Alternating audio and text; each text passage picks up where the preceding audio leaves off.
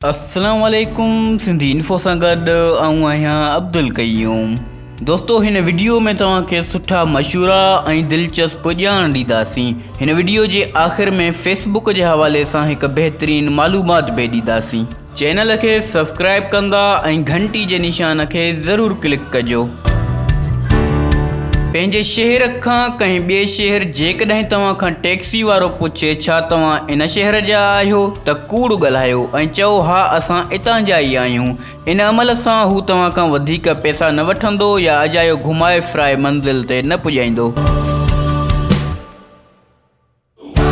रस्ते ते ईंदड़ तेज़ रफ़्तार कार जे हादसे में इंसान वटि 5 सेकंड हूंदा आहिनि सोचण लाइ। जेकॾहिं उन 5 सेकंडनि में तव्हां सोचे वठो त गाॾी जे बोनट ते जंप हणणो आहे, तव्हांजी ज़िंदगी बचण जा 5% चांस वधी वेंदा आहिनि। ॾींहं में 15 मिंट खिलण जो एतिरो फ़ाइदो आहे जेतिरो 2 घंटा निंड करण जो। ज़ाहिर आहे इंसान वटि खिलण लाइ का वजह हुजणु घुरिजे। इन लाइ तव्हां फेसबुक या यूट्यूब ते फ़नी वीडियोज़ ॾिसी सघो था या मूड फ्रेश करे सघो था। छोकिरियुनि खां 3 चीज़ां कॾहिं बि न पुछिजो वरना कावड़ करे वेंदियूं। पहिरियों उमिरि, ॿियो वज़न, टियों मेकअप जो ख़र्चो। ज़िंदगी में ही 4 चीज़ां हमेशा यादि रखिजो। माज़ी नथो बदिलजी सघे।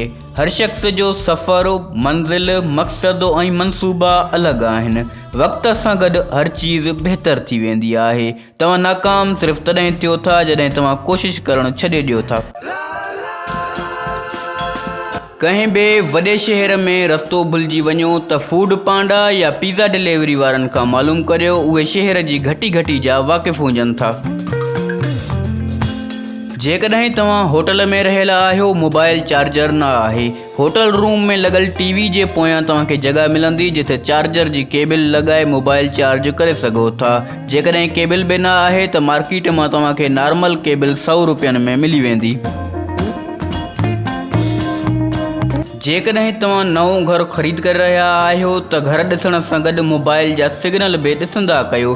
कुझु इलाइक़नि में सिग्नल जैमर लॻल हूंदा आहिनि या सिग्नल घटि हूंदा आहिनि। तव्हांखे उन घर में इंटरनेट या कॉल में परेशानी थी सघे थी।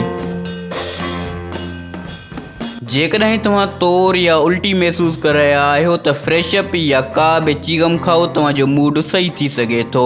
या तव्हां 7 अप कोल्ड ड्रिंक बि इस्तेमालु करे सघो था। पखियुनि जा टोला ज़मीन जे सोलो ॾुरी रहिया हुजनि त सम्झी वञो आंधी अचण वारी आहे। फेसबुक ते रोज़ानो खोड़ अहिड़ियूं ख़बरूं अचनि थियूं जंहिंजे बारे में मालूम नथो थिए त इहा सची आहे या कूड़ी। जीअं कुझु महीना अॻु में ख़बर हली त वीबाई बीमारी खां तंग थी इटली जे माण्हुनि पैसा रोडनि ते उछलाए छॾिया। अहिड़ियुनि ख़बरनि खे कूड़ो ऐं सचो मालूम करण लाइ तव्हां गूगल जो इस्तेमालु करियो। सभ खां पहिरियां तव्हां क्रम खोलियो, उन में गूगल हलायो। हाणे तव्हां मथे तीर वारे निशान खे क्लिक करियो। हेठि डेस्कटॉप साइट लिखियलु आहे, इन खे क्लिक करियो। जॾहिं तव्हां क्रोम में डेस्कटॉप साइट हलाईंदव कुझु अहिड़ो लुक अची वेंदो। हाणे तव्हांखे मथे इमेजिस नज़र अचे थो कुंड में, इन खे क्लिक करियो। उन खे क्लिक करण खां बाद गूगल में सर्च वारी जॻह तव्हांखे कैमरा आइकॉन या कैमरा जो निशान नज़र ईंदो, उन खे क्लिक करियो। इन ते तव्हां क्लिक कंदव तव्हांखे 2 ऑप्शन मिलंदा, पेस्ट URL ऐं अपलोड इमेज। तव्हां अपलोड इमेज खे क्लिक करियो। हाणे का बि तस्वीर अपलोड कंदव त उन तस्वीर जी मुकमल तफ़सील तव्हांखे मुख़्तलिफ़ जायुनि तां मिली वेंदी।